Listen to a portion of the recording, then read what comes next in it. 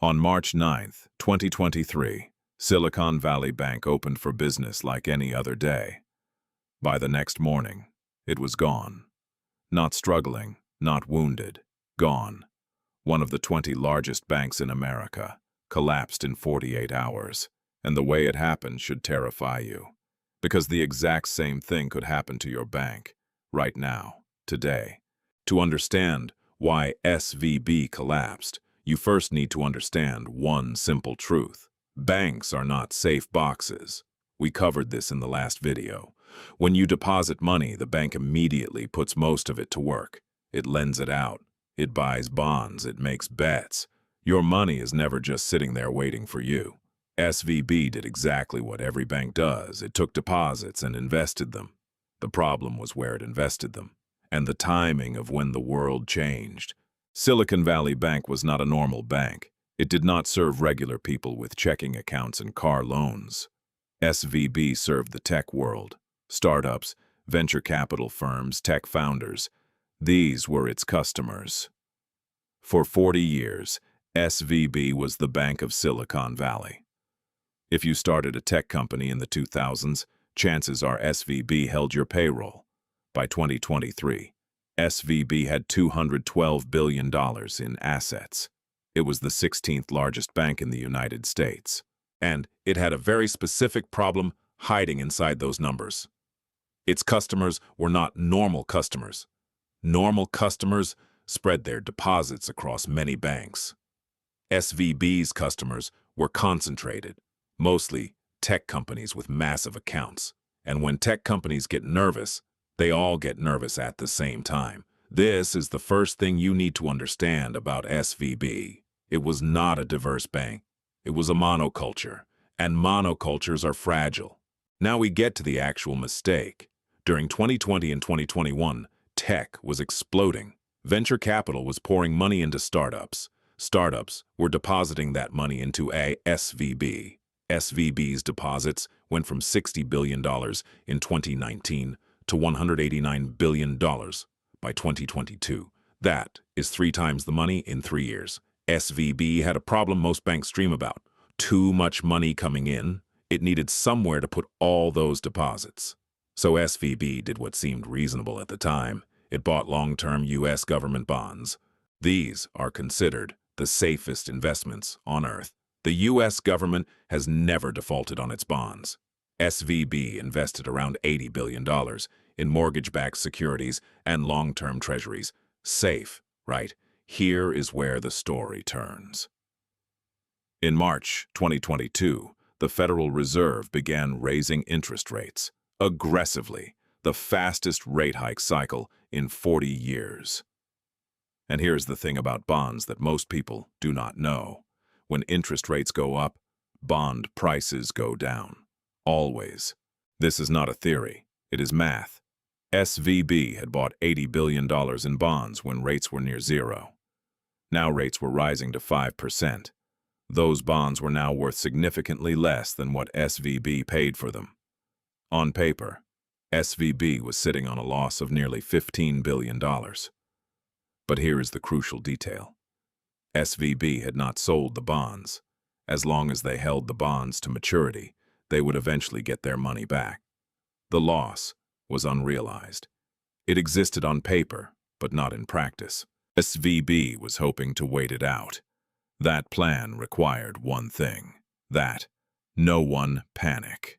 In early March 2023, SVB announced it had sold $21 billion of its bond portfolio, at a loss of $1.8 billion. It also announced it needed to raise $2.25 billion in new capital. SVB's management thought this was manageable. They were wrong. The announcement landed like a grenade in the startup world. Venture capital firms started asking questions. Peter Thiel's Founders Fund, one of Silicon Valley's most influential VC firms, quietly advised its portfolio companies to withdraw their money from SVB. Within hours, that advice was spreading through group chats, Slack channels, and Twitter. By the afternoon of March 9th, customers were trying to withdraw $42 billion in a single day. $42 billion in one day. SVB did not have $42 billion in liquid cash. No bank does. Remember fractional reserve banking? The bank had lent out and invested most of those deposits. The money was in bonds, in loans, in assets that take time to sell. But the customers wanted cash. Right now, today. By the morning of March 10th, SVB could not process withdrawals. The California Department of Financial Protection and Innovation stepped in. They seized the bank. The FDIC, the Federal Deposit Insurance Corporation, was appointed as receiver. SVB was dead. 2 days. That is all it took. From respected institution to government receivership in 48 hours. Now here is the part that matters for you. FDIC insurance protects deposits up to $250,000. But SVB's customers were not ordinary depositors with $10,000 savings accounts. They were tech companies with millions, sometimes hundreds of millions, sitting in SVB. 93% of SVB's deposits were above the $250,000 insurance limit. 93%. These companies had payroll to meet. Some of them could not pay their employees. The U.S. government faced a choice. Let the uninsured depositors take their losses, which would send shock waves through the entire startup ecosystem, or intervene. On March 12th, the Treasury, Federal Reserve, and FDIC made a joint announcement. All depositors would be made whole, every dollar, above the insurance limit. The government backstopped the collapse, but not the shareholders, not the bondholders, not SVB's executives who sold millions in stock in the weeks before the collapse, just the depositors. Here is what SVB teaches us. The bank did not collapse because it made reckless bets on crypto or bad loans. It collapsed because it made one of the safest investments imaginable, U.S. government bonds. And the Federal Reserve raised interest rates so fast that those safe investments became dangerous ones. SVB was not uniquely reckless. It was uniquely exposed. The difference between SVB and every other bank is not that SVB was evil. The difference is that SVB's customers all knew each other. They were in the same group chats. They listened to the same VC firms. When one person panicked, everyone panicked at the same time. That is what killed SVB. Not bad loans, not fraud. A bank run in the age of smartphones and group chats. And that is the scariest part of this story. Because in the age of social media, a bank run that once took days now takes hours.